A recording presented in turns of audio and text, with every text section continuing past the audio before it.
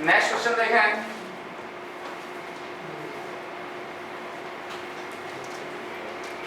क्या है?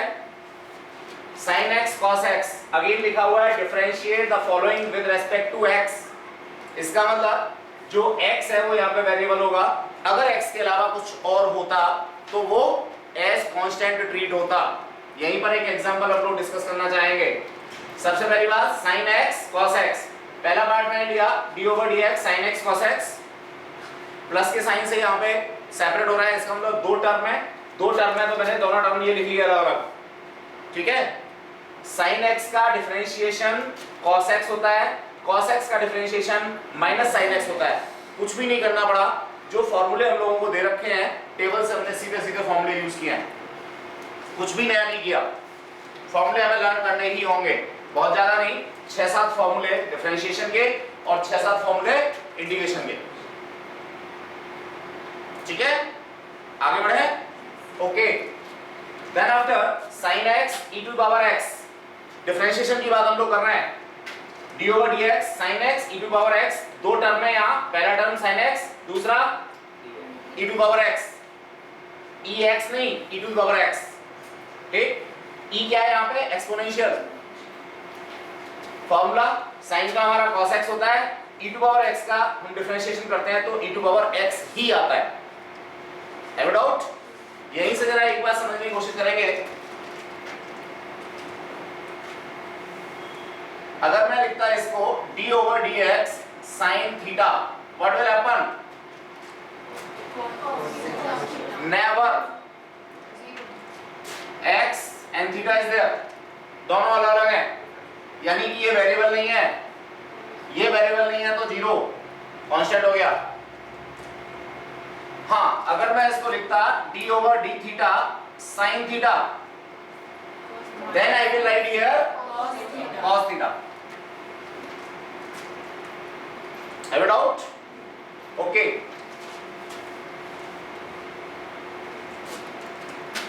Next, differentiate following with respect to t।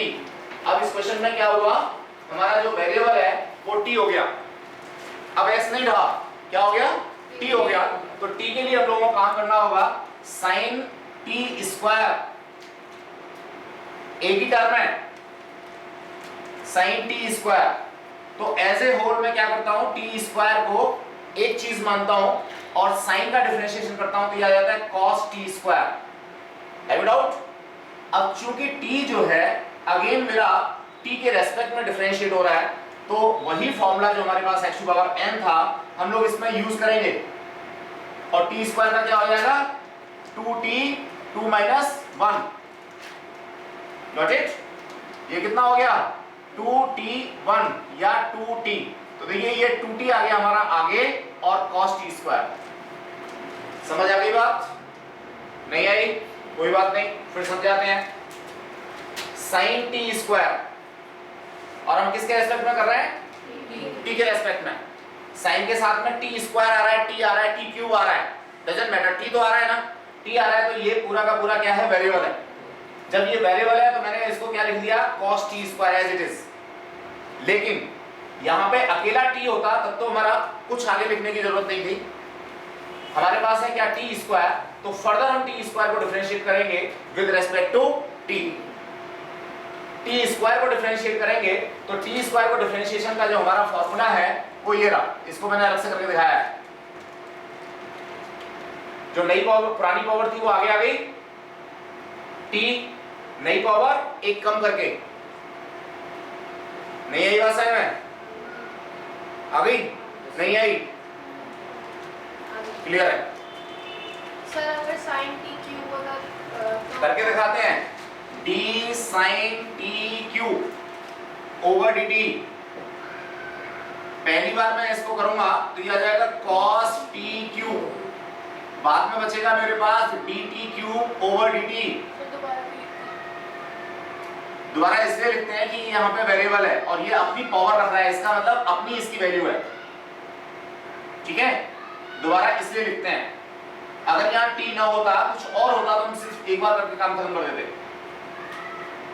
t cube है तो cos t क्यूब, तो ये अपनी जगह पे हो गया, ये हो गया मेरे पास 3t 3 माइनस 1 ओवर कुछ नहीं, ठीक है, cos t cube 3t square. अब ये देखिए 3t स्क्वायर जो है एंगल नहीं है, यहाँ पे t क्यूब तो एंगल की वैल्यू है, तो ये तो एंगल के साथ में रहेगा, लेकिन ये मेरे पास अपने आप में कोई वैल्यू है, तो मैं इसको आगे लिखूंगा, दैट इज 3t स्क्वायर। यही हम लोगों ने यहाँ पे लिख रखा है। कहाँ गया? अच्छा, वहां तो क्वेश्चन ही नहीं था, यही क्वेश्चन था, नया क्वेश्चन बनाया था हम लोगों ने। Now thing is clear? नहीं? जिन बच्चों की दूसरी क्लास है उनको थोड़ा सा अनकंफर्ट हो सकता है, ठीक है, बिकॉज ऑफ पीछे की क्लासें उन्होंने नहीं ली है या दे आर नॉट फैमिलियर, तो लोग अपनी रिकॉर्डिंग क्लास देखेंगे और रिकॉर्डिंग क्लास देख करके यहाँ तक पहुंचेंगे। बाकी ऐसा जो वेक्टर हम लोग शुरू कर रहे हैं उसमें जनरली इसका यूज नहीं है, एक आध जगह पे यूज होगा, वो आसान आसान वाला। आगे बढ़े? ओके,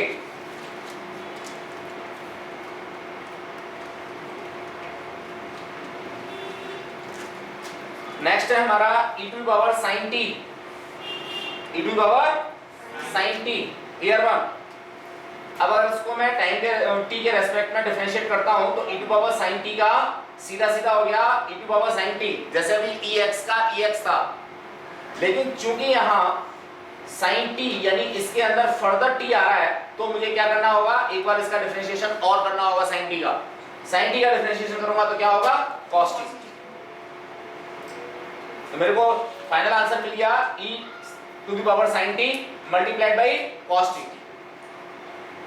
इसे बोलते हैं हम लोग क्या, differentiation by part, differentiation by part.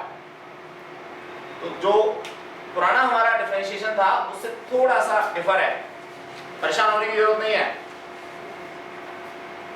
10-20 question इस तरीके से करोगे बिल्कुल फैमिलियर हो जाओगे। और ये तो निश्चित बात है कि जो हम लोग 10th में एक तरीके से गोलगप्पे खा के आए, वो भी कम मिर्ची वाले, वैसा तो अब कुछ नहीं है। अब तो काम थोड़ा सा करना पड़ेगा, मुश्किल नहीं है, बिल्कुल मुश्किल नहीं है, मुश्किल वर्ड कोई नहीं कहेगा, मुश्किल नहीं है, बट इट इज कंटिन्यूअस। बढ़े आगे? Exactly, it is pure mathematics, कुछ भी नहीं है इसमें फिजिक्स का अभी, लेकिन चूंकि इस मैथमेटिक्स की जरूरत हम लोगों को फिजिक्स के अंदर पड़ती है, इसलिए हम लोगों ने ये शुरू किया है। और शुरू ही नहीं किया, खत्म भी हो गया। वेक्टर्स प्योर फिजिक्स है, हालांकि मैथ्स में भी आपको रिवीजन मिलेगा वेक्टर्स का, लेकिन वेक्टर प्योर फिजिक्स है। आगे बढ़े? चलिए, then after sin omega t plus theta, omega t plus theta, इस पूरे को मैं एक नया वेरिएबल ट्रीट करता हूं, तो मेरे को sin omega t plus theta का मिल जाता है cos omega t plus theta, because of ये मेरा टाइम का या t का फंक्शन है, तो sin का मिल गया क्या, cos। इसके बाद मेरे पास क्या हुआ, इसके अंदर अगेन मेरा t आ रहा है, अगेन t आ रहा है, तो मैं लिखूंगा d over dt omega t plus theta. ये जो मैंने लिखा,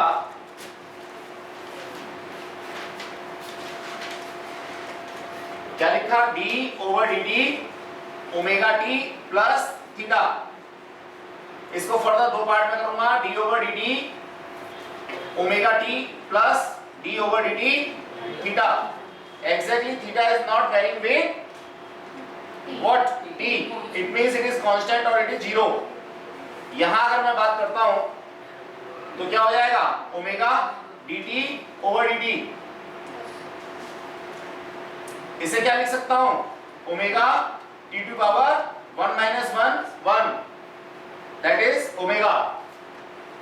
यही हम लोगों ने ओमेगा बाद में लिख दिया, d over dt omega t plus theta का इस पूरे का डिफरेंशिएशन कितना आया, ओमेगा।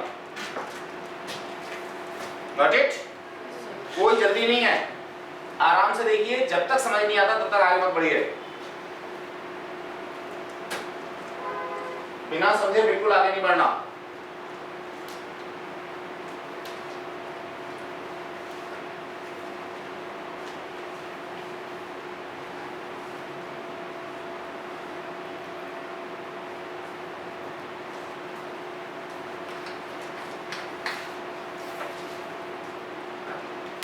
मैथ्स में आप लोगों को ये चीज 12th में पढ़नी है, 12th के भी मिड के बाद, शुरू में भी नहीं। तो निश्चित रूप से आपका जो स्तर है उससे थोड़ी सी ऊपर की तो है, 1 साल बाद की बात है, 1 क्यों 1.5 साल बाद की बात है, पर इसकी जरूरत हम लोगों को फिजिक्स में पढ़ने वाली है, इसलिए हम करेंगे ऐसे। ठीक है, अगेन जो ज्यादातर जरूरत पड़ती है वो इसी फॉर्मूले की पड़ती है, बाकी सब चीजों की जरूरत बहुत कम पड़ती है। लेकिन जब एक्सरसाइज बनानी थी तो कुछ इस तरह से बनानी थी जिससे आपको थोड़ा ज्यादा मिल जाए। ठीक है, स्कूल्स में कुछ बच्चों के स्कूल शुरू भी हो गए होंगे, किसी ने नहीं कराया होगा, कराता भी नहीं कोई। जहां से जहां जरूरत होती है तो सिर्फ एक फॉर्मूला रोट मेमोरी में डलवा देते हैं और बात खत्म।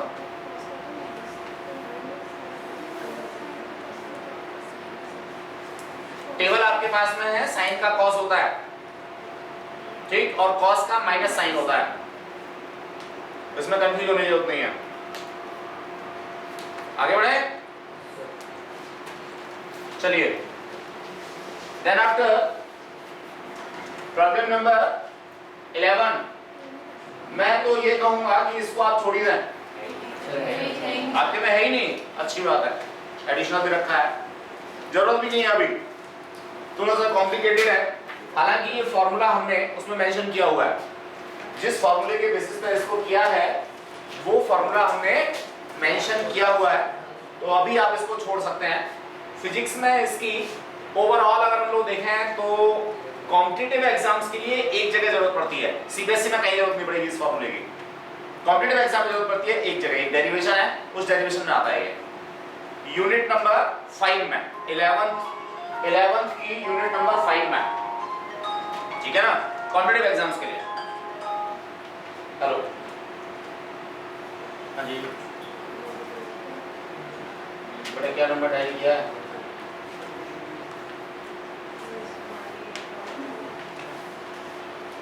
ठीक है भाई, किसी को दिक्कत तो नहीं? जिसको नोट करना है कर लो, बाकी जरूरत नहीं है इसकी। चलिए नेक्स्ट, मैक्सिमम मिनिमा के ऊपर कुछ क्वेश्चंस। ये क्वेश्चन हम लोगों ने यहाँ पे डिस्कस किया था, फिर दोबारा से कर देते हैं।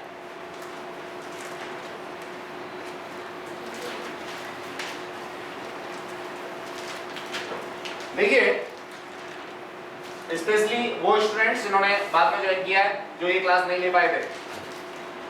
The height reached in time t by a particle thrown upward with a speed u is given by h equals to ut minus half gt square, second equation of motion. Each and everyone know, जानते हैं ना? यहाँ उसने कहा है reached in time t, it means this equation is a variable of time. जैसे जैसे time बढ़ेगा वैसे वैसे मेरी बॉडी ऊपर जाएगी, और टाइम बढ़ेगा तो वैसे वैसे बॉडी मेरी नीचे आएगी। यानी टाइम के साथ साथ जो हाइट का कॉन्सेप्ट है वो क्या हो रहा है, चेंज हो रहा है। This is a physical situation, physics की सिचुएशन है। आगे वो कहता है find time taken in reaching the maximum height. Maximum height का मतलब h इज कांस्टेंट नाउ, और किसी भी कांस्टेंट क्वांटिटी का डिफरेंशिएशन क्या होता है, 0। यही हमने फिलॉसफी इसमें यूज करनी है। तो पहला क्वेश्चन आपके सामने जिसमें हमने डिफरेंशिएशन को यूज किया फिजिक्स में, आर यू गेटिंग? इक्वेशन हमारी क्या है, फिजिक्स की है pure, h equals to ut plus या माइनस हाफ ut स्क्वायर, या s equals to ut plus half at square. तो याद है वही तो इक्वेशन है ये ग्रेविटेशन के एस्पेक्ट में डाल दी, इसलिए g आ गया इसमें, क्योंकि ऊपर जा रही है बॉडी इसलिए माइनस का आ गया। ठीक, हाईएस्ट पॉइंट का मतलब मैं dh ओवर dt करूं, h किसका वेरिएबल है, टाइम का, तो अगर मैं dh ओवर dt करूं तो वो 0 के बराबर आना चाहिए। क्यों? क्योंकि मैक्सिमा की कंडीशन है, मैक्सिमा का मतलब इससे ऊपर नहीं जाना, इससे ऊपर नहीं जाना, इसका मतलब ये कांस्टेंट है, कांस्टेंट है, किसी भी कांस्टेंट क्वांटिटी का डिफरेंशिएशन क्या होता है, 0 होता है। ये मेरे को यहाँ पे यूज करना है, कर देते हैं साहब। That is d over dt ut minus half gt square. Okay, देखें इसको हम लोगों ने दो स्टेप्स में तोड़ लिया, क्योंकि टर्म मेरा यहाँ माइनस से सेपरेट हो रहा है। dut, अगर dut को मैं डिफरेंशिएट करूंगा तो u तो कांस्टेंट है इसलिए बाहर आ गया, और dt over dt 1। Now thing is clear और नॉट? अब जरा इस अगले की बात करते हैं 1/2 g, ये तो बाहर आ गया, कहां गए? चलो मैं करके दिखाता हूं, एक स्टेप और फालतू लिख के दिखाता हूं, लेकिन ये आज पे किया जाता है कि आप जो है इस तरह के स्टेप गोल कर सकते हैं बिना गलती किए हुए। मैं पूरा करके दिखा देता हूं। h equals to ut minus half gt square dh over dt because of h is the variable of t, that is dut over dt minus d over dt 1/2 gt square. u is not varying with time, so it is a constant. constant बोले तो बाहर dt over dt minus 1/2 g, both of things not varying with time, so 1/2 g is constant, dt square over dt. एक step और फालतू का, कोई बच्चा dt से dt को काट के वन ना लिखे, dt से dt कटता नहीं है। इसके पीछे लॉजिक क्या होता है? इसके पीछे लॉजिक होता है u d t to power 0, ठीक है भाई, या 1 ओवर dt माइनस 1/2 g। इसको मैं करता हूं तो क्या हो गया 2t 2 माइनस 1। अगर मैं इसको सॉल्व करूंगा तो u 1 t to power 1 minus 1 minus 1/2 g 2t 1, that is u t to power 0 का मतलब 1 माइनस 1/2 into 2 gt, 2 से 2 cancel out, that is equals to 0 according to our conditions. You may write here t equals to u by g. यहां हमने एक line में सारा खत्म कर दिया था, इसको हमने अगर एलोबरेट किया तो ऐसे हुआ। अगर किसी को समझ ना आया हो तो दोबारा डिस्कस करें। आ गया? नहीं आया? बोलिए कहां से नहीं आया? कहां से? यहां से? कुछ नहीं किया सर, यहां तो हमने सिंपली ये माइनस का साइन था तो माइनस का साइन लगा के इसको सेपरेट कर दिया डिफरेंशिएट करने के लिए, ठीक है। अब अगर इसकी बात करें तो u यहां पे टाइम के साथ चेंज नहीं हो रहा है इसलिए बाहर आ गया, ठीक। बचा क्या dt ओवर dt माइनस यहां 1/2 g, ये कांस्टेंट है, टाइम के साथ वेरी नहीं कर रहा, चेंज नहीं हो रहा, इसका मतलब बाहर आ गया। बचा क्या d ओवर dt स्क्वायर। ये जो t स्क्वायर है इसमें हम लोगों ने ये वाला फॉर्मूला अडॉप्ट किया है, पुरानी पावर x नई पावर क्या 1 माइनस करके, यही हमने यहां पे किया। पुरानी पावर नई पावर क्या हो गई 2 माइनस 1, गॉट इट। इसको देखें dt को मैं क्या लिख सकता हूं t टू पावर 1, t को क्या लिख सकता हूं t टू पावर 1। इसको डिफरेंशिएट करूंगा तो 1 आगे आ गया, नई पावर बन गई 1 माइनस 1, एक कम करके लिखनी होती है। 1 माइनस 1 का मतलब t to power 0, t to power 0 का मतलब 1। ये हो गया मेरे पास u, ये हो गया 2 से 2 कैंसिल आउट हो गया gt। यहां से मैंने क्या किया, सिंपल सा t को सेपरेट कर लिया u over g। Have it out anyone?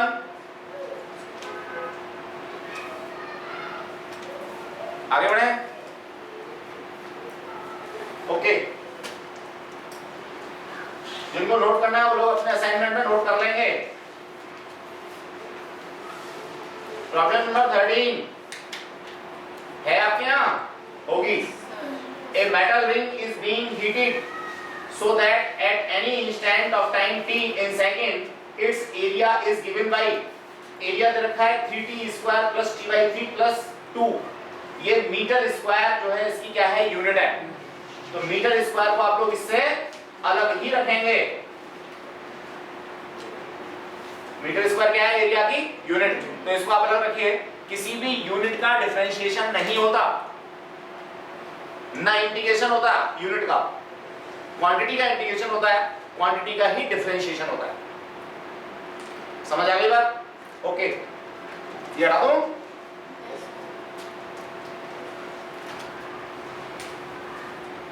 बड़ी आसान सी चीजें हैं, बस अब थोड़ा सा गौर फरमाया जाए।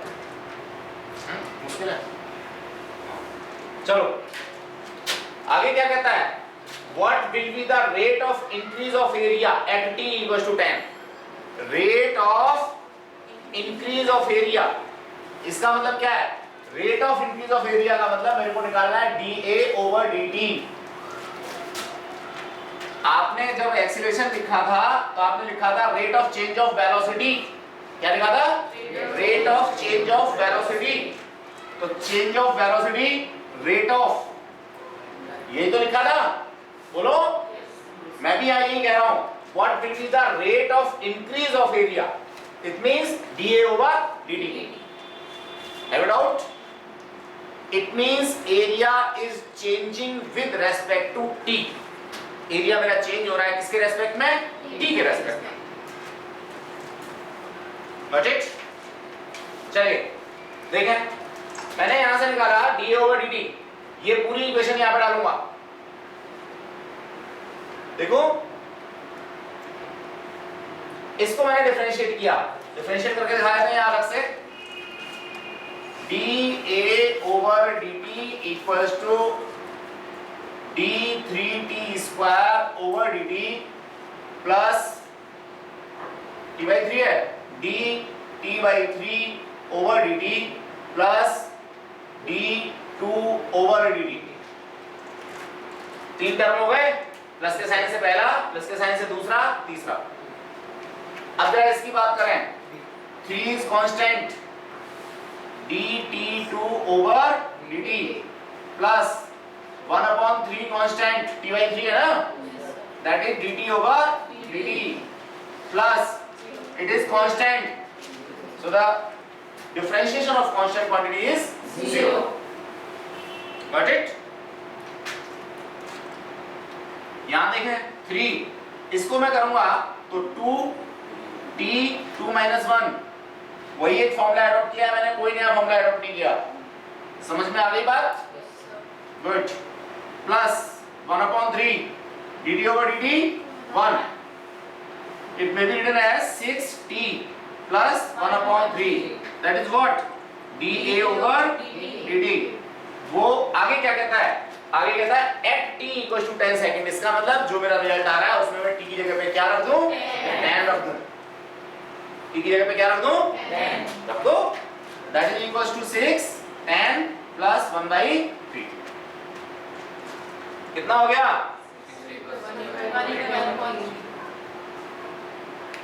आई होप सो समझ में आ गया होगा। जिन्होंने नहीं किया था वो जल्दी से इसको नोट कर लें। कर लिया था? बहुत अच्छे बच्चे हैं।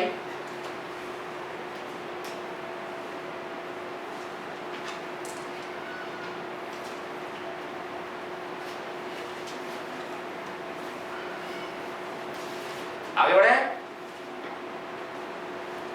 क्या नोट कर रहे हैं आप लोग? कर लिया था मैंने? गुड। अगर किसी को और ज्यादा काम करना हो तो 12th की मैथमेटिक्स की बुक ले लें। लेनी तो है, 12th में तो पहुंचना ही है ना, नहीं पहुंचना?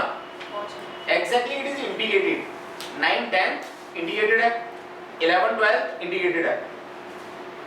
ये आप लोगों की सहूलियत के लिए 2 बार चेंजेस हुए।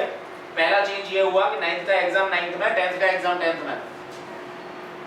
फिर अगला चेंज हुआ कि 9th का एग्जाम 2 बार, फर्स्ट टर्म में फर्स्ट टर्म का सिलेबस और सेकंड टर्म में सेकंड टर्म का सिलेबस।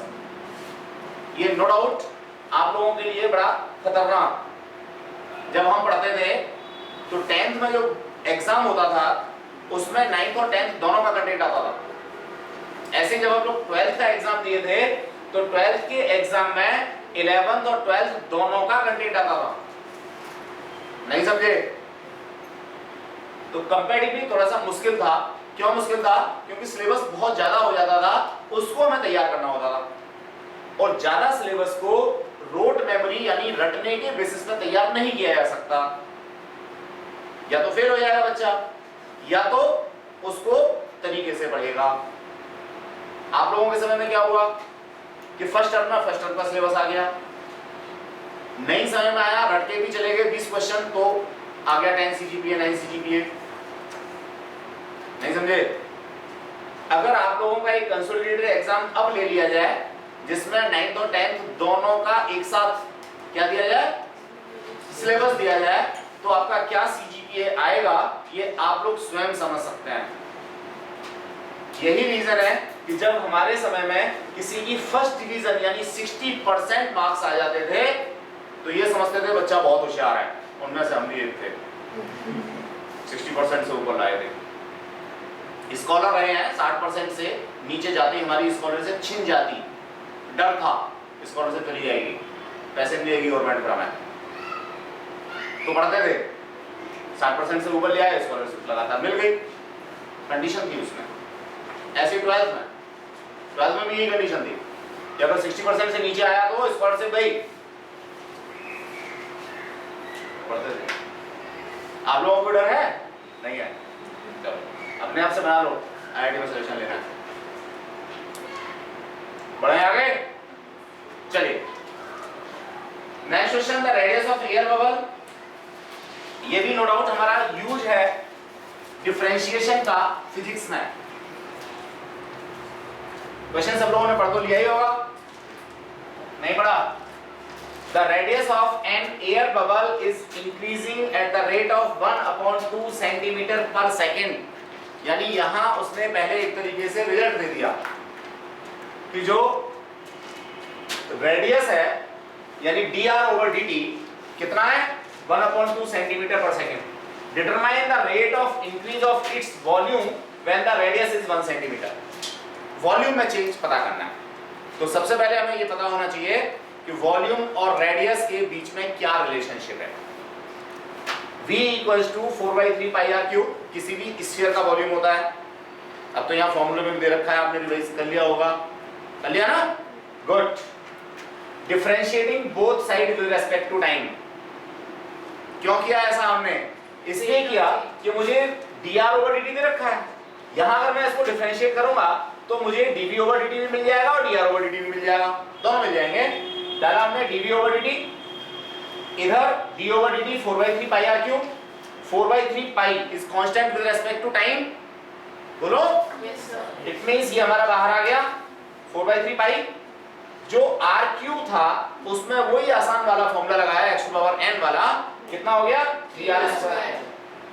बट इट फर्दर चूंकि इसके अंदर r आ रहा है तो dr/dt, ठीक है 4πr² तो ये हमारा हो गया dr/dt। dr/dt की वैल्यू दे रखी है हमें ऊपर,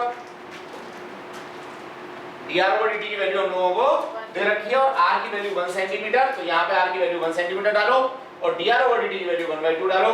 आंसर आ गया 2 π सेंटीमीटर क्यूब पर सेकेंड। यानी अगर किसी बबल की रेडियस 1/2 सेंटीमीटर बढ़ती है 1 सेकंड में तो उसका जो वॉल्यूम है वो हमारा 2 π सेंटीमीटर क्यूब पर सेकंड बढ़ेगा। कितनी बढ़िया सी बात है, क्या अच्छा रिलेशन मिला? नहीं? बोलो। बिल्कुल ऐसे मान लीजिए कि आपके घर में बाबा, पापा, मम्मी 3 लोग जॉब में हैं। किसमें? जॉब में। कैसे जॉब में? गवर्नमेंट जॉब में, ठीक। एक साल में 6% तनख्वाह बढ़ जाती है, किसकी? तीनों की। तो ओवरऑल तनख्वाह कितनी बढ़ जाएगी? यहीं से निकाल सकते हैं आप। ऐसे ही तो किया, बोलो सर। r का डिफरेंशिएशन भी हुआ, r क्यूब का भी हुआ। सर यहाँ कह रहा है किसका बेटा? r क्यूब लिखा है। r क्यूब का डिफरेंशिएशन r², 3r²। लिखता हूं मैं यहाँ पे r³ d क्या r। पहले मैंने r के रेस्पेक्ट में किया तो ये कितना हो गया 3r3 - 1। समझ आ गई बात? देखो ध्यान से, यहाँ पे क्या है? टाइम, और इस पूरे में टाइम कहीं भी नहीं आ रहा, तो मैं इसको टाइम के रेस्पेक्ट में तो कर ही नहीं सकता था। तो मैंने क्या किया, इसको पहले r के टर्म्स में किया और जो dr/dt अपनी तरफ से लिया था वो यहाँ पे लिख दिया। क्यों लिख दिया? क्योंकि dr/dt मुझे दे रखा है। अगर मुझे ना दे रखा होता तो मैं हेल्पलेस होता, कर ही नहीं सकता था क्वेश्चन को, ठीक है।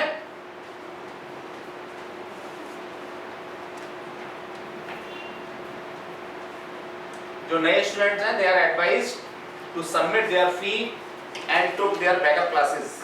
जब तक पीछे की 4-5 क्लासें हैं जो हमारी हो गई हैं वो आप रिकॉर्डेड क्लास नहीं देखते तब तक थोड़ी सी दिक्कत महसूस करेंगे।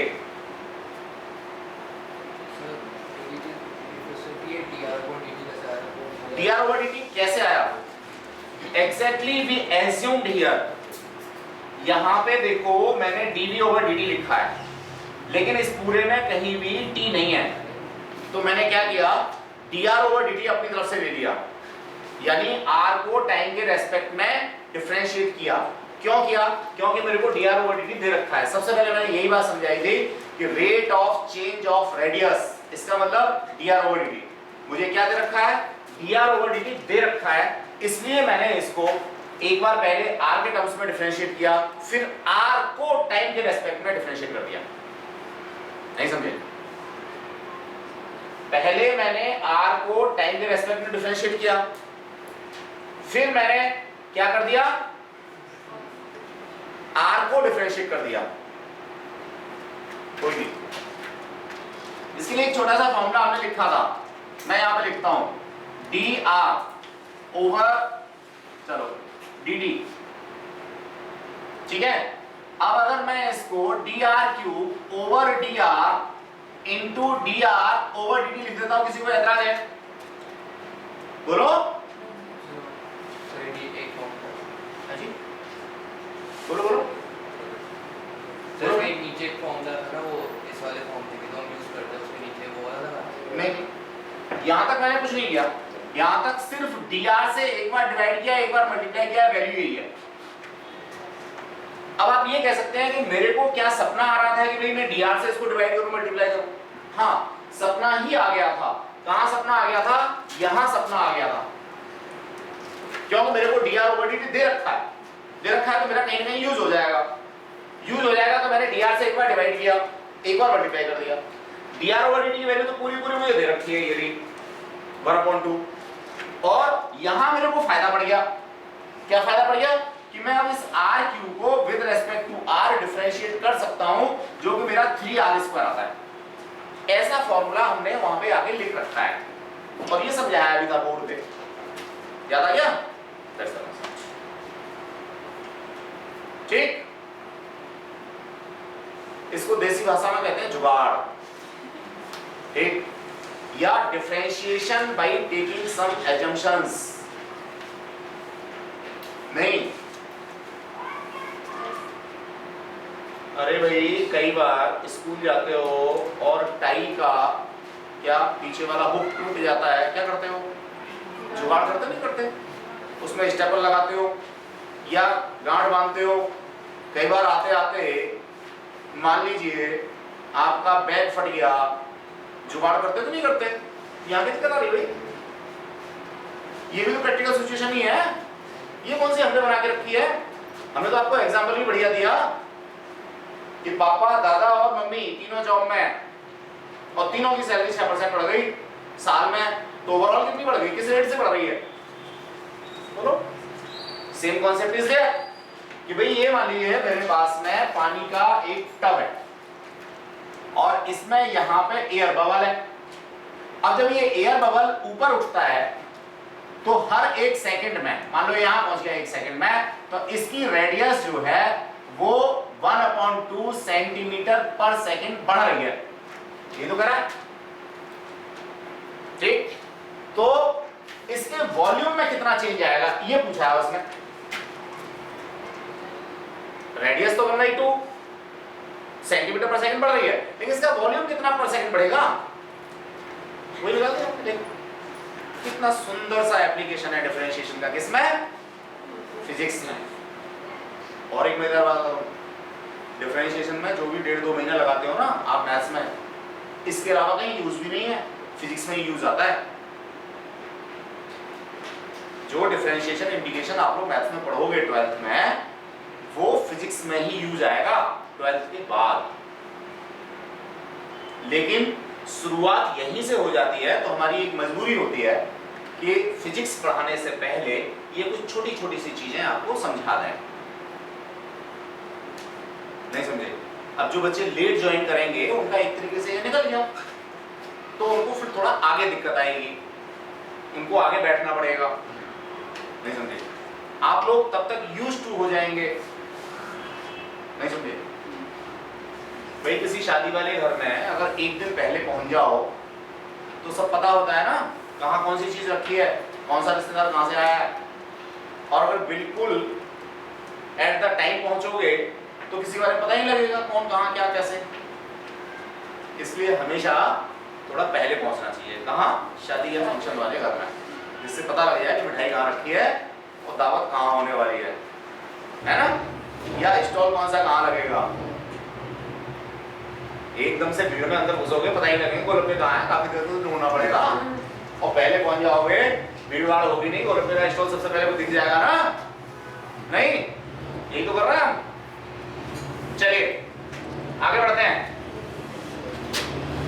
Find the angle of tangent drawn to curve. ये आपके उसमें है या नहीं, और बता दो बस। है तो ठीक है, क्योंकि देखो काम करने के लिए तो बहुत कुछ है, लेकिन जो मैंने आपको असाइनमेंट दे रखा है फिलहाल हम उतना ही करेंगे।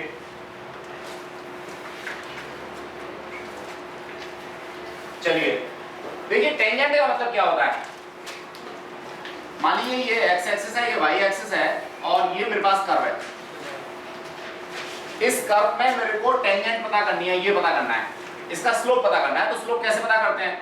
किसी भी जगह पर ऐसे परपेंडिकुलर डालते हैं, इसको हॉरिजॉन्टल आगे बढ़ाते हैं, ये वाला जो एंगल होता है यही तो टेंजेंट होता है, यही तो स्लोप होता है। टेंजेंट का स्लोप ये वाला एंगल होता है। और ये वाला एंगल स्लोप कैसे निकालेंगे? ये जो डिस्टेंस है ये कहलाएगी dy, चेंज इन y, और ये वाली जो डिस्टेंस है ये कहलाएगी dx। सिंपल सा आई में right here dy over dx that is equals to tan theta equals to m, that is the slope of the line, that is termed as slope of line। Cot के terms में slope नहीं होता, हमेशा tan के terms में होता है। कारण यह है कि एंगल की मेजरमेंट एंटी क्लॉकवाइज होती है।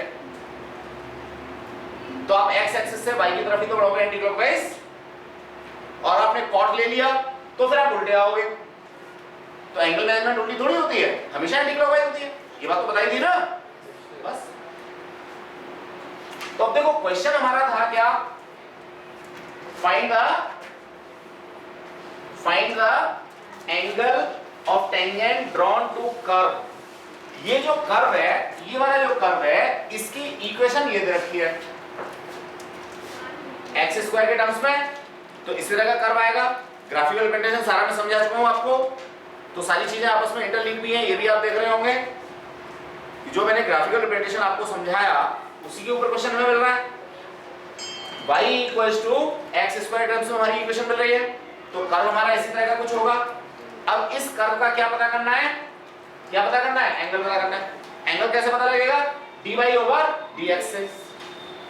क्या करें? ये जो पूरी इक्वेशन है इसका dy over dx करता है, ठीक? dy over dx करना बड़ा आसान सा काम है। कैसे? इसको लिखोगे d3x square over dx minus d7x over dx plus d5 over exactly 3 is constant here, dx square over dx minus 7 dx over dx plus 0, because of it is constant, it is not varying with respect to x। ये हो जाएगा मेरे पास 3 into 2x, ये decimal नहीं है, into का sign है, minus 7, आगे जरूरत ही नहीं है कुछ, ठीक है? यही तो हो गया भाई dy over dx। और dy over dx क्या था? आसान भाषा में tan theta equals to m equals to slope. ये भी याद रखें, slope equals to tan theta equals to m equals to dy over dx। तो जो y की इक्वेशन हमें दे रखी थी उस इक्वेशन को हम लोगों ने क्या कर दिया? डिफरेंशिएट कर दिया विद रेस्पेक्ट टू x। जिसको जो नोट करना है जल्दी से नोट करें रेड पेन से। एक्चुअली ये असाइनमेंट मुझे फिर चेक करना है, मुझे ये देखना है कि आपने अपने मन से क्या किया था और फिर रेड पेन से आपने क्या क्या किया है, ठीक? चेक होने के बाद ये असाइनमेंट आपको वापस मिल जाएगा, जिसे आप लोग अपनी सुविधा के लिए अपने पास रख सकते हैं। और चेक होने से मुझे ये पता लग जाएगा कि आप कितने पानी में हैं, आपकी नॉलेज प्रीवियस कैसी है। तो उसी के अकॉर्डिंग हम लोग अपनी स्पीड को स्लो या फास्ट करेंगे। Each and everything is logical. ऐसा नहीं है कि बस लिए और क्लास पढ़ाना शुरू कर दिया, कौन क्या कर रहा है पता ही नहीं। तो एक मेंटल लेवल तो मैं देखना होगा ना क्या चल रहा है, इसके यहाँ से पता लग जाएगा। So नीचे -1 के साथ dy upon dx। So नीचे है, कहाँ पे बेटा? so नीचे dy upon dx is equal to -1। अभी बेटा आगे हम पढ़ेंगे, अभी आगे बढ़ेंगे, अभी हम लोगों ने सिर्फ यहाँ तक निकाला है। आगे कहता है at the point 1 1 with the x axis. तो विद द एक्स एक्सिस तो पहले ही ले लिया था क्योंकि स्लोप हमने एक्स एक्सिस से ही नापा था। अगर वो ना भी कहे तो एक्स एक्सिस से ही स्लोप नापना है, ठीक है।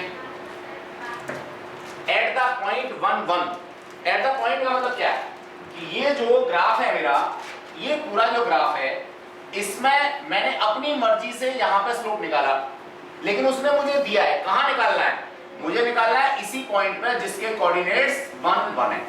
1 1 का मतलब एक्स एक्सिस की वैल्यू 1 है और वाई एक्सिस की वैल्यू 1 है।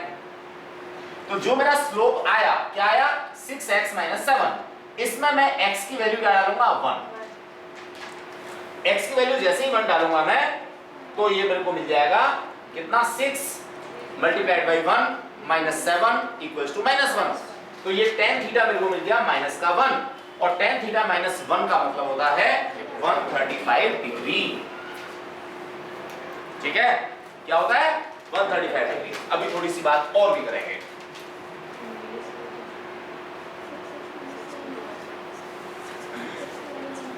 देखिए साहब क्या बात करेंगे, रेड पेन के साथ करेंगे। मुझे यहां पर नहीं पता था कि स्लोप क्या है, मैंने अपनी मर्जी से ग्राफ बना दिया।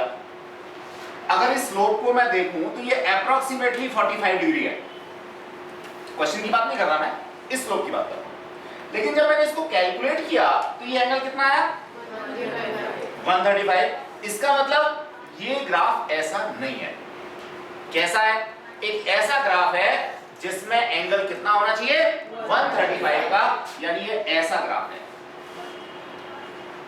इसमें हो जाएगा ये मेरा पॉइंट, ये एक्स एक्सिस, ठीक है, और ये वाई एक्सिस। अब मेरा ये एंगल कंसीडर होगा कितना 135। दैट्स क्वेश्चन को सॉल्व करने पर जब मेरी tan थीटा की वैल्यू -1 आ गई, थीटा 135 आ गया, तब मुझे ये क्लियर हुआ कि मेरा ग्राफ ब्लैक वाला नहीं है जो मैंने अपनी मर्जी से बना लिया था। शेप वही है, बस उल्टी हो रही है। शेप तो वैसे ही कर्व, लेकिन मेरा असली में ग्राफ कौन सा होगा, रेड वाला ग्राफ होगा, जिसमें मेरा tan कितना आएगा 135 डिग्री अंदर आ रहा होगा, स्लोप मेरा 135 आ रहा होगा। ठीक है, और इवन अगर जरूरत महसूस करेंगे तो जो बच्चे यहाँ मैथ्स करना चाह रहे हैं उनको कुछ चीजें मैथ्स में यहाँ पे ये वाली और करा देंगे। ठीक है ना। ये मैं पूछना चाहूंगा, पिछली जो पहली मैथ्स की क्लास थी वो सर आया उससे पहले, उसमें कौन कौन रुके थे? आप लोग थे। अच्छा आप थे, आप पिछली क्लास में नहीं थे, क्यों, क्या करना था? तो मेरी कौशिक सर क्या टाइमिंग फिक्स हो गई थी बाद में। अच्छा बाद में आपकी कौशिक सर की यहाँ टाइमिंग फिक्स हो गई? उससे एक दिन पहले बात करी थी तो फिर फिक्स हो गई थी। अच्छा अच्छा, और आपकी? आपने दूसरी कहाँ पे ढूंढ ली? चलो ठीक है। अच्छा तो एक मैं ये रेस्पॉन्स लेना चाहूंगा कि जो सर यहाँ पढ़ा रहे थे, पहले मैं थोड़ा सा रेफर कर दूंगा आपको। वो सर जो है सेंट्रल स्कूल में है, केंद्रीय विद्यालय में है। कहाँ पे? ये जो आपका है अरे यहाँ सूर्यनगर बिहार में। ठीक है, तो ऐसा नहीं है कि ऐसे ही मैंने कहीं से लिया। मैं भी इस मूड में था कि कोई ठीक से टीचर मुझे मिले, और एक छोटा सा ग्रुप मुझे यहाँ पे फॉर्म कराना था आप लोगों की रिक्वेस्ट पे ही। ठीक, मेरा इंटरेस्ट ये था कि अगर बच्चों को मैथमेटिक्स इसके अकॉर्डिंग हो जाए। कौशिक जी अच्छा पढ़ाते हैं, कौशिक जी पहले यहीं पढ़ाते थे। जो लोग कौशिक जी के पास पढ़ रहे हैं बहुत अच्छी बात है, कहीं कोई दिक्कत नहीं है। बस थोड़ी सी एक दिक्कत ये आती है कि थोड़ा ग्रुप का साइज उनका बड़ा होता है, समझ रहे हैं? तो उसमें कोई दिक्कत नहीं है, आप कहीं भी पढ़िए। लेकिन जो चीज़ थी आप लोगों की डिमांड पे ही मैंने शुरू कराया था। आप लोगों के पेरेंट्स ने कहा था तो शुरू कराया था। देख लीजिए, जिनका हो गया सेटल ठीक है, जिनका नहीं हुआ है दे कैन कंटिन्यू। आज भी क्लास होगी, अगर ट्रायल क्लास आप देखना चाहते हैं, इसलिए मैंने फीस का भी फंडा नहीं रखा था। भैया पहले ट्रायल क्लास ले लो, आपको अच्छा लगता है कंटिन्यू करो, नहीं अच्छा लगता कोई दिक्कत नहीं समझे। तो कौशिक जी को इंट्रोड्यूस जैसे आज उनको इंट्रोड्यूस हम लोग कर रहे हैं, वैसे ही कौशिक जी को मैंने इंट्रोड्यूस किया था 2009 में। 2009 में उन्होंने पढ़ाना शुरू किया था और यहीं से शुरू किया था, इसी प्लेटफॉर्म से, इसी बोर्ड से 2009 में। ठीक है ना, तो अच्छी बात है, अच्छा पढ़ाते हैं, मैं ये नहीं कहूँगा कि खराब पढ़ाते हैं, बहुत बढ़िया पढ़ाते हैं। तो आपको जैसे सूट करता हो वैसे आप लोग करें, ठीक। चलिए, नाउ थिंग इज क्लियर और नॉट। इस तरह से जो डिफरेंशिएशन वाला पार्ट है, आई होप सो सारा कंप्लीट हो गया। आगे बढ़ते हैं। इंटीग्रल कैलकुलस के सारे फॉर्मूले हम डिस्क्राइब कर चुके हैं। ये बिल्कुल एक तरीके से उल्टा कॉन्सेप्ट है किसका डिफरेंशिएशन का। छोटी छोटी आइडेंटिकल चीजों को जोड़ करके हम लोग अगर बड़ा बनाते हैं तो उसे बोलते हैं क्या, इंटीग्रेशन। छोटी छोटी चीजों को जोड़ करके बड़ा बनाते हैं तो क्या, इंटीग्रेशन। ठीक, और बड़ी चीज को छोटा छोटा तोड़ते हैं तो क्या, ठीक। यहां एक आसान सा formula x to power n integration का ये साइन, दैट इज dx। ध्यान रहे ये x और ये भी x, इसका मतलब मेरा वेरिएबल क्या है, x है। तो जो भी इंटीग्रेशन मैं करूंगा वो किसके रेस्पेक्ट में करूंगा, x के रेस्पेक्ट में। Got it. चलिए, x to power n plus 1, यहां पावर एक बढ़ जाएगी और जो नई पावर है उससे डिवीजन हो जाएगा। एग्जैक्टली हर चीज उल्टी। कंपेयर करें, जब हम लोगों ने डिफरेंशिएशन की बात की थी तो यहां पे लिखा था x to power n d over dx that is equals to n x to power n minus 1। देखो, पुरानी पावर से मल्टीप्लिकेशन, पुरानी जगह पर नई पावर से डिवीजन, बिल्कुल उल्टा हो गया। पुरानी पावर में से एक कम करके पुरानी पावर में एक जोड़ के, बिल्कुल उल्टा है ना। ये फॉर्मूला आपको विशेष रूप से ध्यान रखना है, हमारा मोस्टली काम इसी फॉर्मूले पे हो जाएगा। ठीक है, देखें, x टू पावर 1/2 सबसे पहला इंटीग्रेशन,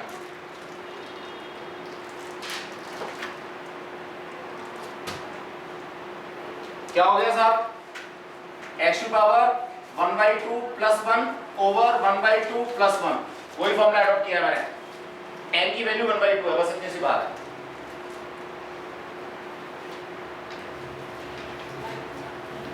n की वैल्यू कितनी है, बस वही वैल्यू हमने पुट की है।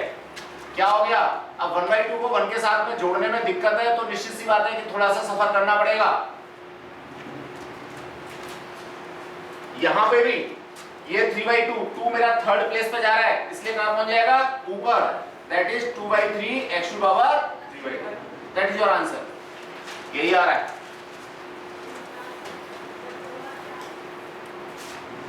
अगर छोटा मोटा अरिथमेटिक परेशान करता है तो उसको सही कर लो। उसको सही करने का सबसे बढ़िया तरीका है, चौथी में, पांचवी में, छठवीं में, सातवीं में, आठवीं में आपका छोटा भाई बहन है तो उसको पढ़ाना शुरू कर दो। फॉर्म में भी मैं लिखवाता हूँ आपका छोटा भाई बहन कौन सी क्लास में है। बड़ा है तो उससे पढ़ना शुरू कर दो, उसका भी भला और आपका भी भला। और छोटा है तो उसको पढ़ाना शुरू कर दो, उसका भी भला और आपका भी भला। ठीक है बेटा, आगे बढ़े, नहीं, चलिए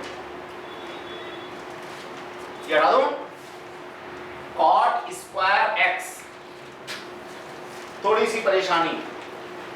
इस तरह के इंटीग्रेशंस अभी हाल फिलहाल लगभग साल भर तक हमें जरूरत नहीं पड़ेगी।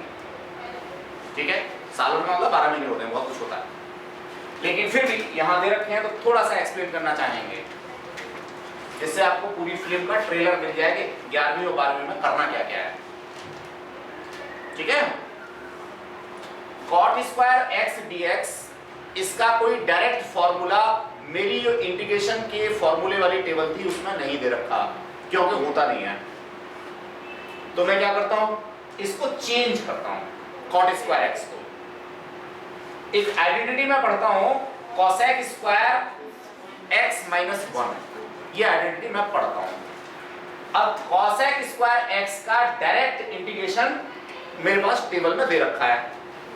ये तभी पता लगेगा जब सारी टेबल या तो हमारे सामने रखी हो, आपके नोट्स में रखी है सारी टेबल, देखें उठा के, या फिर हमें याद हो, याद भी करनी है, आज कर लो या साल भर के अंदर कर लो, करनी तो है आप ही को, जो काम जितना जल्दी कर लोगे उतनी अच्छी बात है।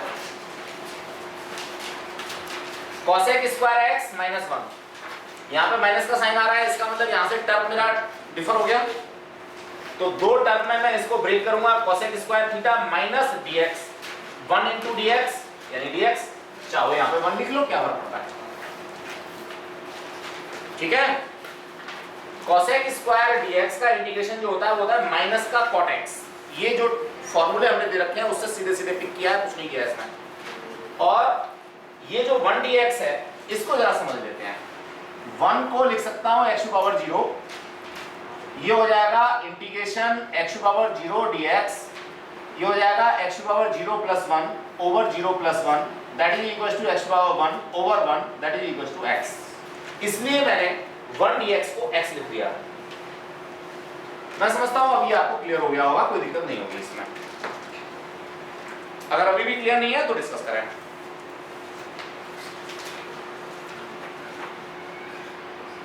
यहां से जाने के बाद में आज जिसके सिर में दर्द होगा वो फोन करके बताएंगे जरूर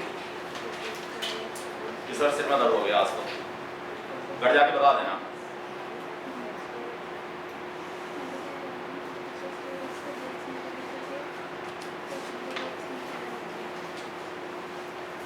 हो गया, ठीक है, बढ़े आगे। चलिए 1 upon 1 minus sine x, again direct मेरे पास इसका कोई सॉल्यूशन नहीं है, तो मुझे क्या करना पड़ेगा, हिंदी में जुगाड़। विजुअलाइजेशन पढ़ा था हम लोगों ने। अब ये कहोगे साहब हमें कैसे पता लगेगा कि विजुअलाइजेशन करना है इसका, हमें कैसे पता लगेगा कॉट स्क्वायर को ऐसे लिखना है। बात आपकी बिल्कुल सही है। जब आप लोग पहले दिन आए होंगे बस सर के यहाँ पढ़ने, तो आपको रास्ता थोड़ा अजीब सा लगा होगा। जो लोग यहाँ से निकलते हैं उनकी बात नहीं करना, ठीक है। दूसरे दिन आए होंगे थोड़ा आसान सा लगा होगा। गारंटी के साथ में 2 साल तक जब आप यहाँ पढ़ेंगे और जब यहाँ से सारा काम कंप्लीट हो जाएगा तो आपके अपने आप से पैर 2-4 दिन आपको यहाँ ले आएंगे। Practice makes man perfect. जैसी ऐसी सिचुएशन से हम लोग निकलते चले जाते हैं। ये सब आज नहीं करना, आपको धीमे धीमे करना है, ठीक है। तो जैसे जैसे हमारी सिचुएशंस चेंज होती हैं वैसे वैसे हम इन चीजों को सीख जाते हैं, तो उसमें कोई परेशानी वाली बात नहीं है, ठीक। बीच बीच में जो ट्रिक्स होंगी वो ट्रिक्स हम आपको बताते रहेंगे। चलिए मैंने इसको रेशनलाइज किया, जो डिनोमिनेटर था उसके कॉन्जुगेट से ऊपर नीचे मल्टीप्लाई किया, ऊपर हो गया 1 प्लस साइन एक्स, नीचे हो गया 1 minus sine square x. 1 minus sine square x को लिख सकता हूं कॉस स्क्वायर एक्स, तो ये हो गया 1 plus sine x over cos square x, 1 upon cos square x plus sine x over cos square x. ये मेरे को फाइनल टर्म मिल गया। अब जरा देखिए 1 अपॉन कोसेक स्क्वायर एक्स होता है मेरा सेक स्क्वायर एक्स, ठीक है। और यहां पे अगर मैं देखूं तो ये हो जाएगा मेरा साइन कॉस स्क्वायर एक्स, तो इसको मैं लिख सकता हूं tan x sec x। कैसे लिख सकता हूं, इसको मैं ब्रेक कर लेता हूं sin x over cos x into cos x। तो sin x over cos x तो मिल गया मेरे पास tan x और 1 अपॉन cos x मिल गया मेरे को sec x, ठीक है। मैंने क्यों किया ऐसा, मैंने इसलिए किया कि sec स्क्वायर x का डायरेक्ट इंटीग्रेशन tan x होता है, मेरे पास टेबल में दे रखा है, ठीक। tan x sec x का डायरेक्ट इंटीग्रेशन sec x होता है, ये मेरे को टेबल में दे रखा है, इसलिए मैं ऐसे पहुंचा। तो डोंट बी हिप्नोटाइज, समझ में आ जाना चाहिए। कर पाते हैं या नहीं कर पाते टेंशन लेने की जरूरत नहीं है। नहीं कर पाते कोई दिक्कत नहीं है, लेकिन समझ में आ जाना चाहिए कि हमने क्या क्या किया और कैसे हो गया। 10th तक का मैथमेटिक्स 9th का हो या 10th का हो, ट्रिग्नोमेट्री हो या ज्योमेट्री हो, वो आपका प्रॉपर तैयार होना चाहिए। क्योंकि हम यहाँ देख रहे हैं कि एक इंटीग्रेशन करना था, उसमें हमने कितनी सारी आइडेंटिटी यूज कर दी। देखिए यहाँ पे तो हम लोगों ने कॉन्जुगेट वाला कॉन्सेप्ट यूज किया, एक आइडेंटिटी हम लोगों ने यहाँ पे यूज कर दी, 1 - sin² को cos² लिख दिया ना, और दूसरी आइडेंटिटी हम लोगों ने यहाँ पे 1/cos² को sec² लिखा, एक आइडेंटिटी और यूज कर दी। तो हर स्टेप पे हम लोग कुछ न कुछ कर रहे हैं, और वो सब हमने कहाँ पढ़ा है? 10th में पढ़ा।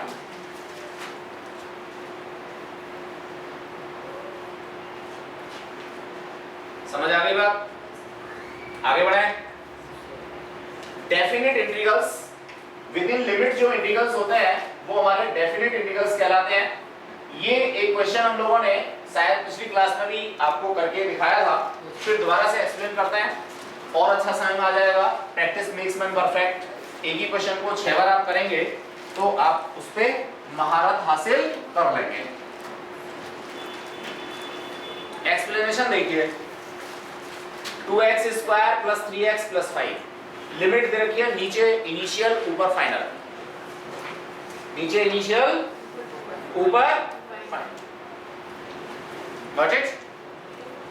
2x² + 3x + 5, तीन हमारे पास क्या है टर्म, पहला टर्म, दूसरा टर्म, तीसरा टर्म।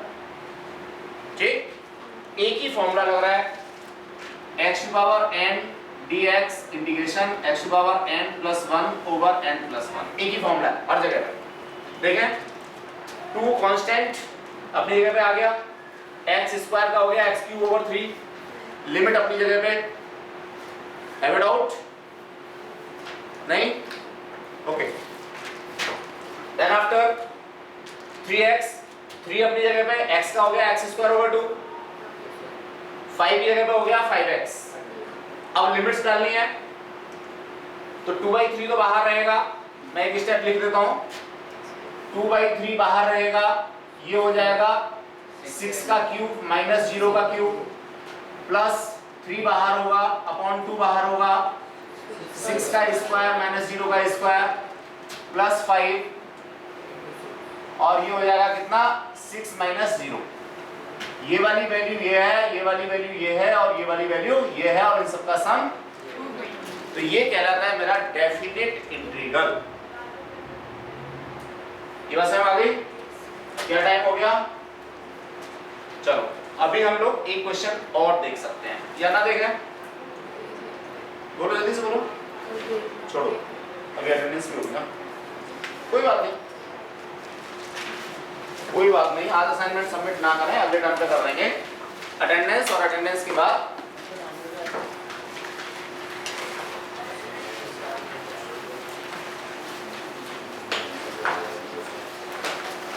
जो मैथ्स वाले स्टूडेंट हैं वो रुके रहेंगे। Jaskiran Singh sir, next term पे आपकी फीस आ जानी चाहिए। प्रतीक्षा शर्मा, आपके तो पापा मम्मी का भी फोन नहीं आया, शायद किसी का फोन आया था, तो किसने आपको रेफरेंस दिया था? अच्छा, इन्होंने दिया था। तो इन्होंने ये नहीं बताया था कि सर पहले फीस ले लेते हैं।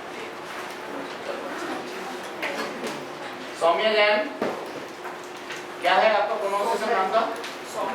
सौम्या। और ये कौन है? महांशु जैन, मनांशु, ठीक है बेटा। प्रीत शर्मा, निपुण शर्मा,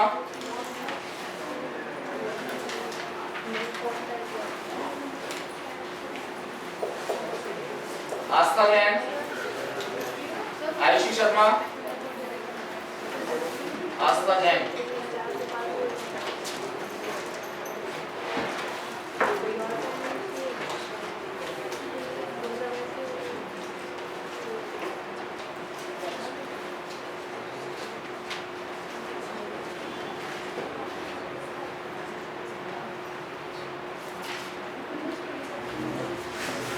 आयुषी शर्मा,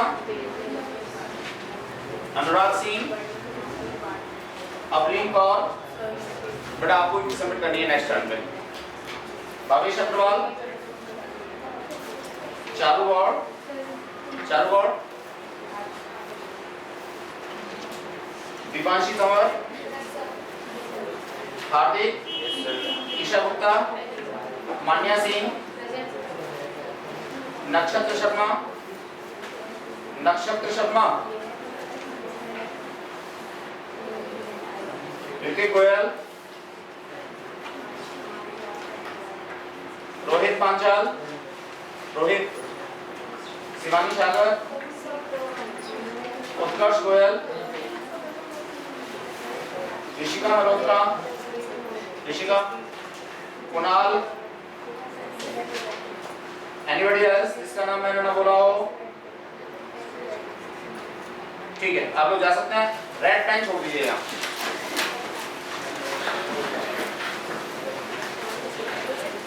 नेक्स्ट टर्न पे जो भी असाइनमेंट हमारा भी बच रहा है पहले इसको डिस्कस करेंगे, देन आफ्टर आगे बढ़ेंगे।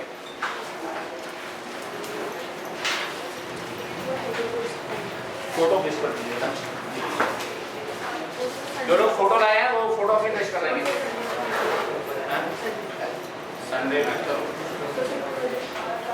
संडे मॉर्निंग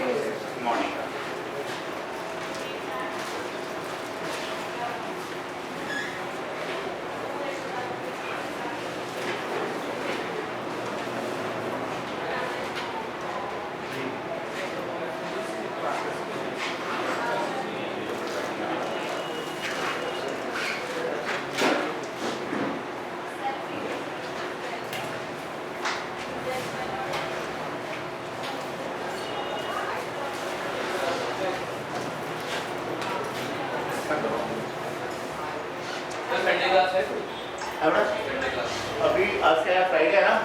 नहीं, संडे में अनाउंस नहीं किया, संडे में नहीं। आप थोड़ा पहले बोलते तो शायद हो जाती।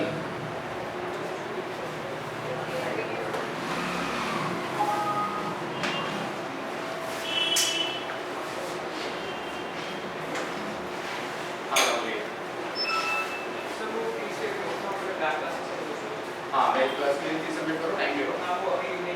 ठीक है, आ जाओ और अपना टाइम लेके सारी assignment class just a minute.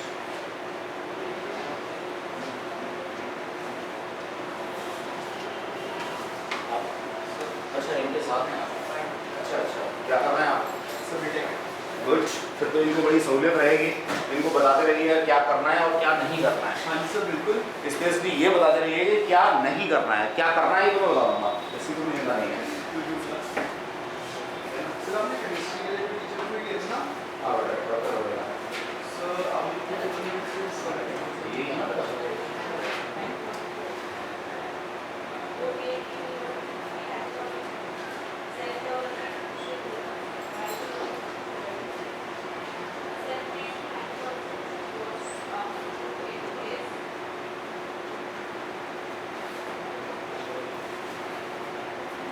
हार्दिक वहाँ से वो लेके उसका रिमोट जो है ऑफ कर दो, ब्रेक ऑफ करो।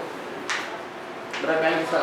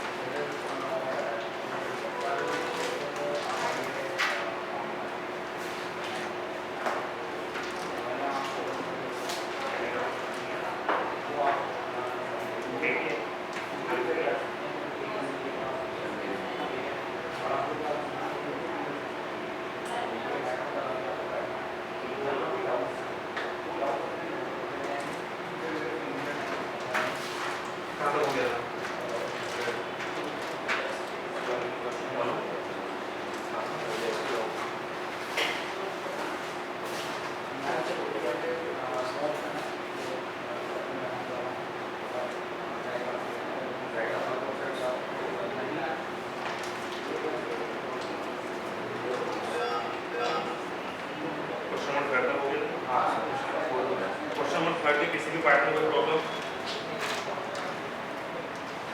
ओके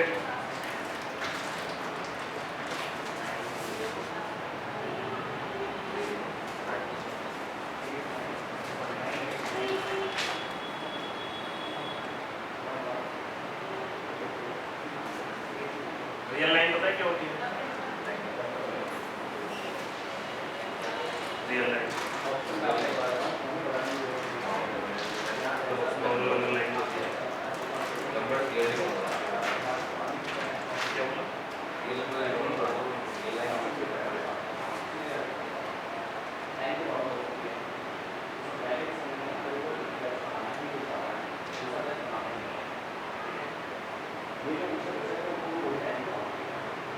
इसमें सारे नंबर्स इंक्लूड हो जाते हैं नंबर लाइन के अंदर। अब हम किसी भी इंटरवल को ले सकते हैं, मीन्स किसी भी रेंज को ले सकते हैं और उस रेंज को एज ए इंटरवल रिप्रेजेंट कर सकते हैं। वो एक सेट कहलाता है। इंटरवल भी एक सेट होता है। सबसेट और सेट में कोई डिफरेंस नहीं है, दोनों चीज़ें एक ही हैं। सेट ही है वो भी, सबसेट भी सेट और सेट भी। हमें रिप्रेजेंट करना है रेंज को एज ए सेट। किसके हेल्प से? इंटरवल्स टू टाइप्स के होते हैं, open interval and closed interval.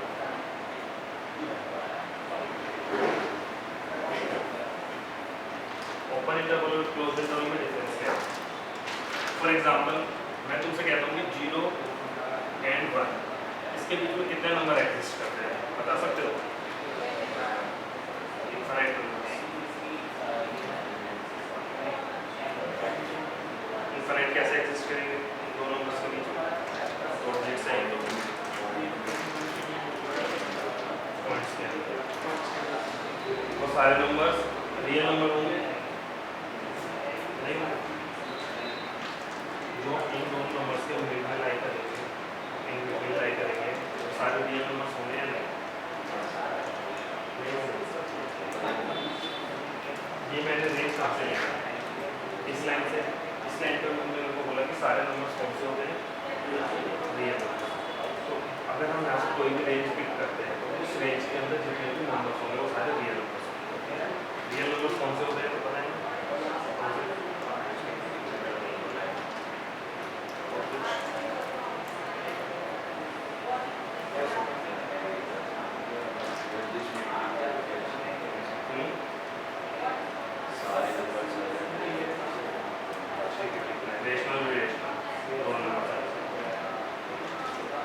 Zero and 1 के बीच में हमने ठीक बोला है इनफाइनाइट नंबर्स होंगे। 0.1 से लेके 1 तक। जरूर नहीं 0.1 इससे पहले 0.01 हो सकता है, 0.001 इस तरह से हमारे पास इनफाइनाइट नंबर्स होंगे। इसको हमें ऐसे इंटरवल में प्रेजेंट करना है कि 0, 1 मुझे सर्कुलर ब्रेसेस। फर्स्ट क्लास में बताया था मैंने 3 तरह के ब्रेसेस होते हैं, सर्कुलर ब्रेसेस, कर्ली ब्रेसेस और स्क्वायर ब्रैकेट्स। बताएंगे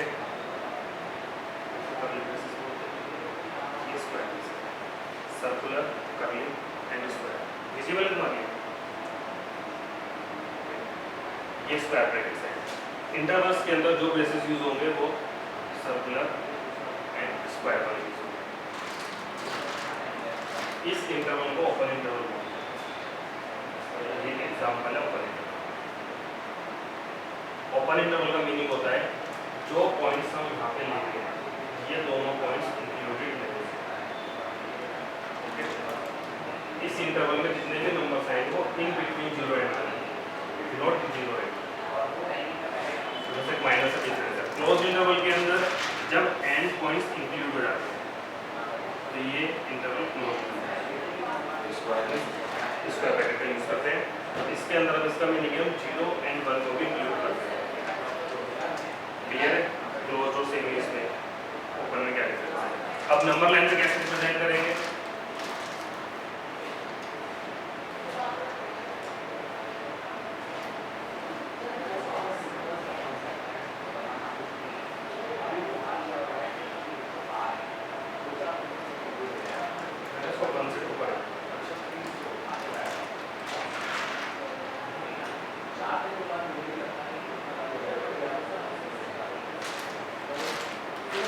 ओपन इंटरवल को रिप्रेजेंट करने का तरीका है जो एंड पॉइंट्स है उन पे सर्कल करना है और इसको फिल नहीं करना। क्लोज्ड इंटरवल के अंदर ये जो हमारे पास एंड पॉइंट्स है इनको सर्कल करके इनको ये शो कर रहा है कि ये पॉइंट्स इंक्लूडेड है, ये शो कर रहा है कि ये वाले पॉइंट्स एक्सक्लूडेड है। क्लियर? हम कोई भी इंटरवल बना सकते हैं, नेगेटिव नंबर से भी पॉजिटिव नंबर से। ओके, मेन कैटेगरी जो होती है open interval and close interval होती है। इसके बाद ये कैटेगरी आती है सब कैटेगरी सेमी ओपन और सेमी क्लोज्ड। ओके, मीनिंग कुछ समझ आ रहा है सेमी ओपन सेमी क्लोज से?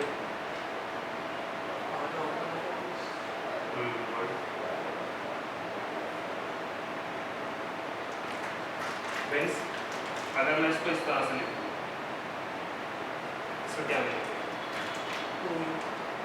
तो ये क्लोज्ड है from 1 but open from 2। 1 included होगा और 2 इंक्लूडेड नहीं होगा।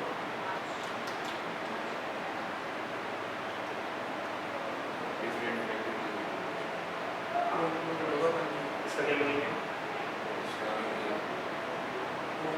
ओपन कहाँ से क्लोज कहाँ से? क्लियर है? ये टाइप्स होते हैं। कोई डाउट इंटरवल से रिलेटेड? कोई डाउट नहीं?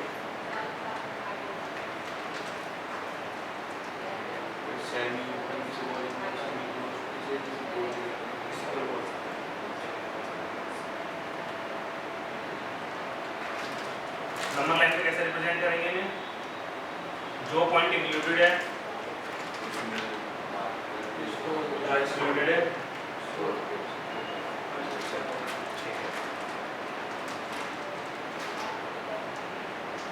लास्ट क्लास में हमने सबसेट्स पढ़ा था। सबसेट्स लिखने भी आ रहा है किसी सेट के कैसे लिखते हैं। अगर किसी सेट के पास 4 एलिमेंट्स हैं तो इसके नंबर ऑफ सबसेट्स कितने होंगे?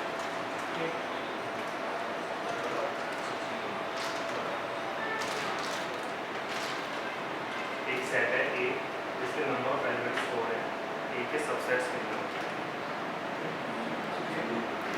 सर नहीं सर 2 और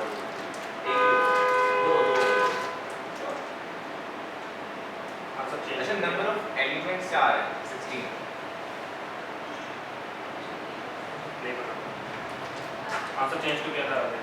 सर मुझे लगा वो ए सेट में सिर्फ एक ही एलिमेंट 4 है एंड ये डिनोट कर रहा है इसकी कार्डिनैलिटी।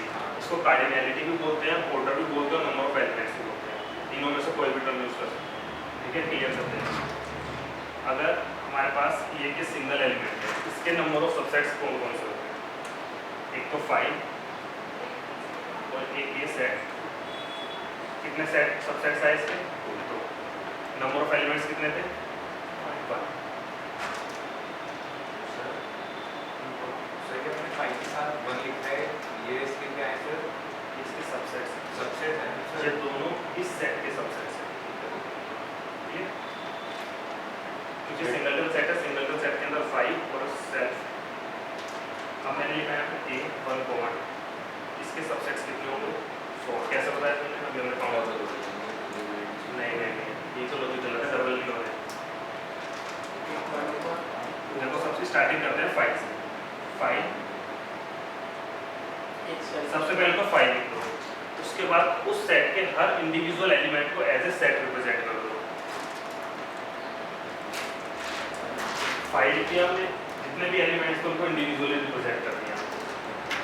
अगर उसके बाद 2 से ज़्यादा एलिमेंट्स है तो पेयर बनाते चलो। ठीक है, 2 यहाँ पे टोटल 2 है। सर पेयर 2 को नहीं बना सकते? पेयर तो 2 बन। अच्छा हाँ, मतलब ठीक है, एक जब अगर हमारे 2 एलिमेंट एडजस्ट करेंगे तो यहाँ पे 2 भी मिल पाएंगे। इन केस जैसे मैंने ये एग्जांपल लिया था कि यहाँ पे नंबर ऑफ एलिमेंट्स 4 है, तो इसके लिए मुझे ट्रिपलेट भी बनाना पड़ेगा।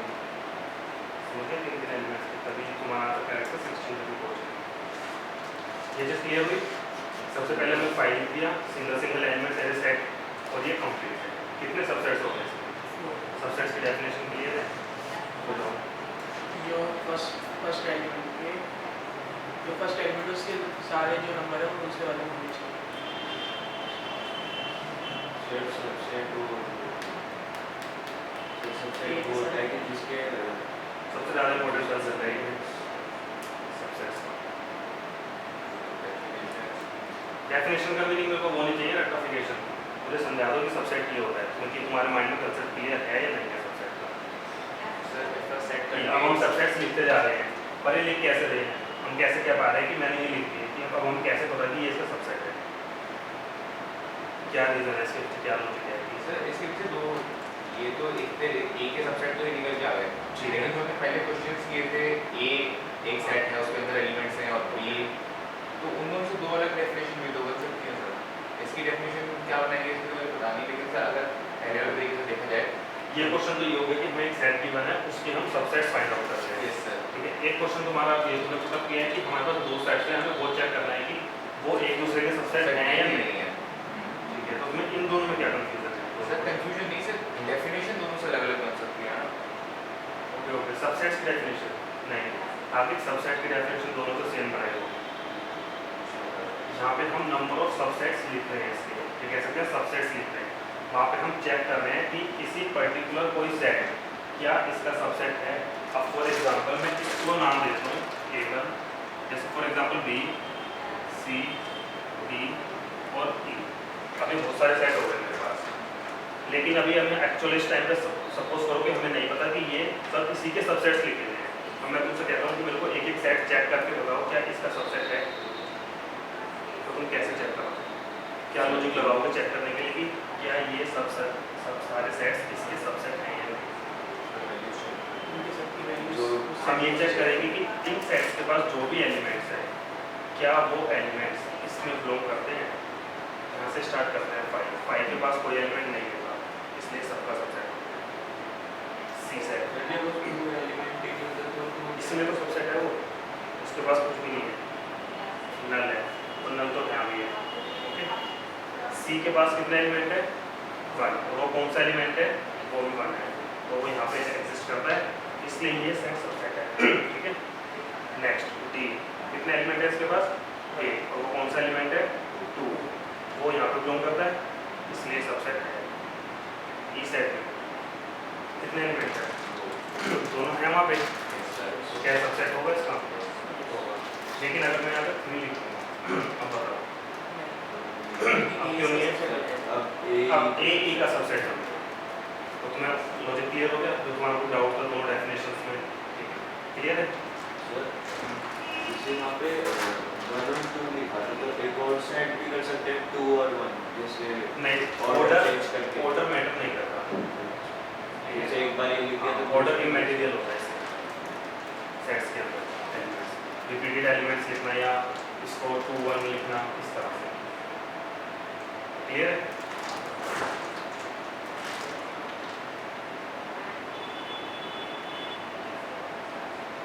तीनों को क्लियर है सबसेट सब?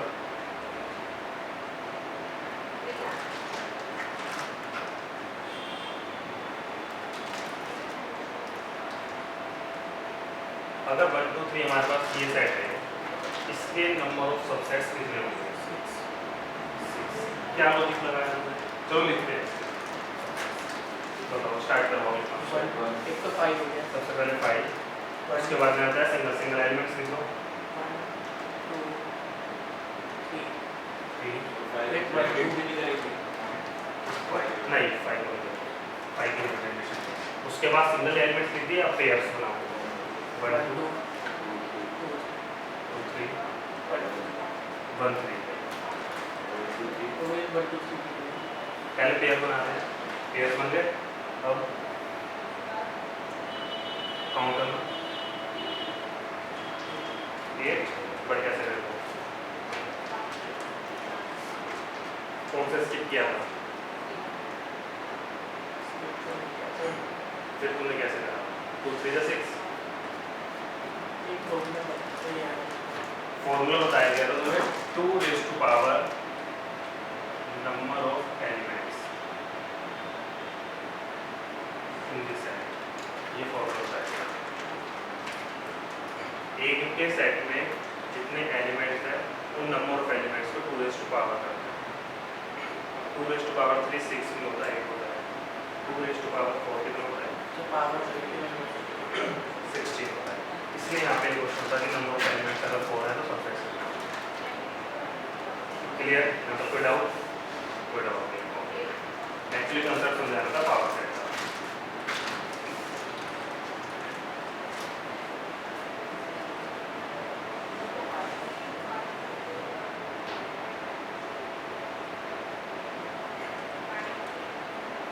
power set of a set is the set of all subsets of that set. ठीक है, किसी भी सेट का अगर हम पावर सेट फाइंड आउट करना चाहते हैं तो उस सेट के सबसे पहले सारे सबसेट्स लिख लो और उन सारे सबसेट्स का एक सेट लो। ठीक है, तो वो क्या हो जाएगा हमारे पास पावर सेट। फॉर एग्जांपल ए हमारे पास, यहाँ से स्टार्ट करते हैं, ए हमारे पास एक सेट है